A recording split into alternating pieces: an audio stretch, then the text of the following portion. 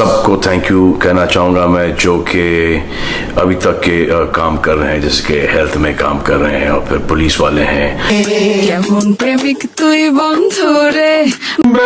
শাকিব খানের বহুল অপেক্ষিত সিনেমা তাণ্ডব এই ঈদে মুক্তি পাবার পর থেকেই পুরো বাংলাদেশে প্রত্যেকটা সিনেমা হলে এক তাণ্ডব জ্বর সৃষ্টি করেছে।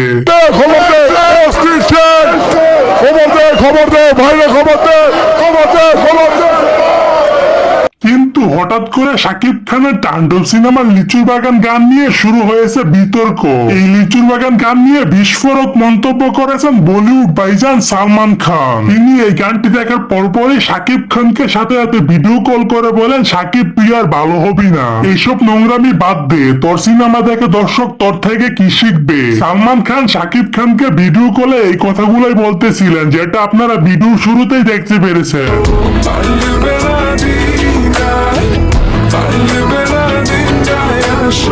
ভিডিওর কথাটি ছিল পুরোপুরি গুঞ্জন, আর ভিডিও কলের ক্লিপই ছিল এডিটিং করা। কেউ সিরিয়াসলি নিয়ে বাজে মন্তব্য করবেন না। সো দর্শক, আজকের এই ভিডিওটি এই পর্যন্ত। যদি ভিডিওটি ভালো লাগে থাকে তাহলে চ্যানেলটি সাবস্ক্রাইব করে দিবেন পরবর্তী ভিডিওর জন্য।